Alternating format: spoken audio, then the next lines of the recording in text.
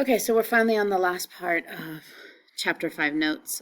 Today we're going to find values and standard deviations if I give you a z-score or a percentile. One thing I do want to make sure that we have, and I don't know if we wrote it down, you should have gotten it from your reading, there's something called the standard normal model. And the standard normal model is when you have 0 and then you count by ones. So your standard deviation is 1. So whenever you do something that has a z-score, z-scores, you have to use the standard normal model.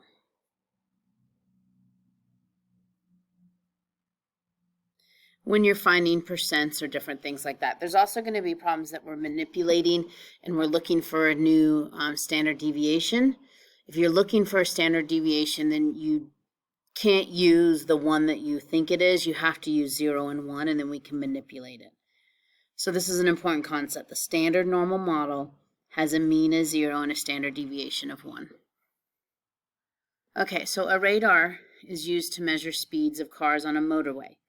The speeds are normally distributed, so that means they're going to apply to our standard normal model, the 68, 95, 99.7, has a mean of 90 and a standard deviation of 10. So it's saying find your speed if your z-score is negative 1.25. So I'm going to go ahead and just write what our z-score is again, our formula. This helps some people. So it's value minus mean divided by standard deviation. I'm not going to write it for all of them, but it's good here. So my z-score is negative 1.25. So that means if I was interpreting that that person was going 1.25 standard deviations below the average speed of 90, and so negative 1.25, I know that their speed was 90, or no, I don't know their speed, but I know the average was 90 and the standard deviation is 10. So now we just solved that problem. So I teach to get rid of a divide, you multiply. So I get negative 12.5 is equal to x minus 90, and then I add 90. You do not have to show all your steps, but I think some of you have not actually had to do some algebra, basic algebra in a while, so I like to make sure that I show it. And so x was 77.5. If you're going to get full credit for this assignment or for this problem, you must show this. You cannot just give the answer. You have to show where you got it from. So you have to show the equation or the expression you used. You don't have to show all your steps, but you do have to have that. Okay, so we're trying to find out what cutoff score gives us 88%. So this is that one we're working backwards. And we actually had some in the notes the other day. So this is 90, so we're using 90 and 10. Again, I always put my area that way and then I shade. And so I'm just trying to find out, what is that value? What is that cutoff score that's going to give me 88% to the left? Okay, let's open up my calculator. So second distribution, and again, I'm working backwards. I'm looking for the cutoff score, so it's inverse norm. My area is 0.885. My mean was 90. My standard deviation is 10. And so 102.00, so 102 kilometers per hour gives me that percentile. Okay. And we actually did some of these in class and on your previous notes, but I wanted to make sure because going backwards can be a little tricky. Okay, same thing. Why don't you guys try number 3, similar to like number 2, and when you think you have it, press play. Okay, so did you provide your evidence? Remember, this is your evidence to tell me you know what you're doing. So 0.067 is on the left. And here's my calculator. Second distribution, inverse norm, 0.067. Oops.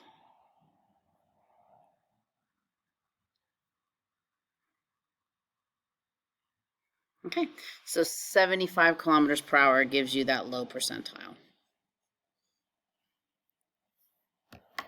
Okay, so let's see what happens with 4. So after 2 weeks of practicing, the drivers have gotten more consistent with their speeds, and the new standard deviation, what is the new standard deviation if 95 has a percentile of 0.748?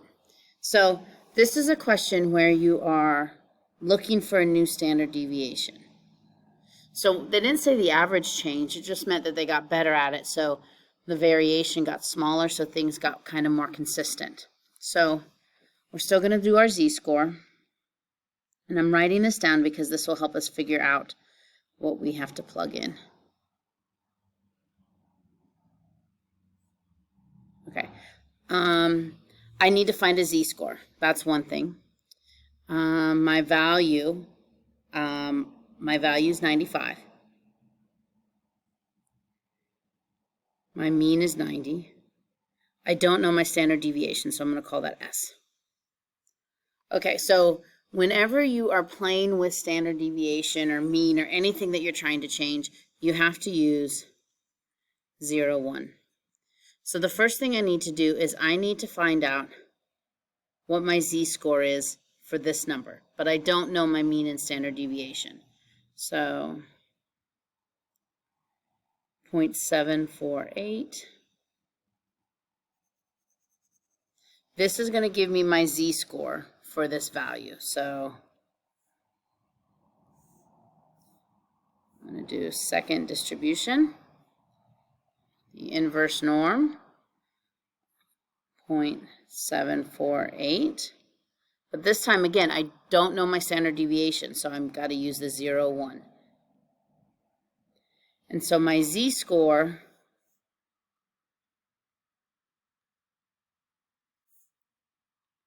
is 0.668. That's how many tick marks away. Okay? And now you just have an equation to solve. So when you're doing the whole scheme of this, in order to get full credit, you'd have to draw this picture. You'd have to write this expression. You don't have this to show the steps I'm about to show. So this becomes 0.668s, because I'm going to multiply s on both sides, equals 5, because I just subtracted that. And then you divide.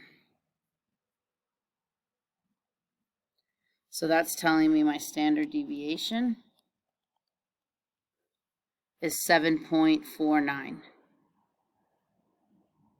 So our standard deviation went from 10 down to 7.49. But again, for this problem, because I'm looking for a new standard deviation, you have to use 0 and 1. And you have to find a z-score and then plug it in. Okay. Why don't you try number 5 on your own? Same process. See if you're able to manipulate it to see what happens.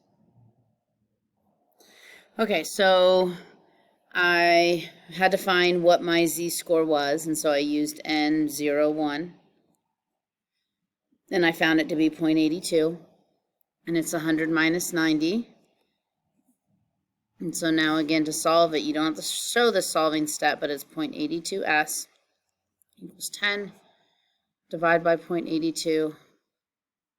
So we should probably make it SX instead of just S, because S stands for something different, as if notation isn't tricky enough. So 12.2.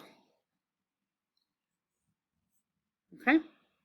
So again, if you're trying to manipulate standard deviation, you have to use N, 0, and 1. You could actually try and manipulate the mean, and changing the mean also you have to use 0 and 1. So whenever you're trying to find new values for the mean or standard deviation, you must use 0 and 1 to find a z-score, and then use this process with the z-score to find a value.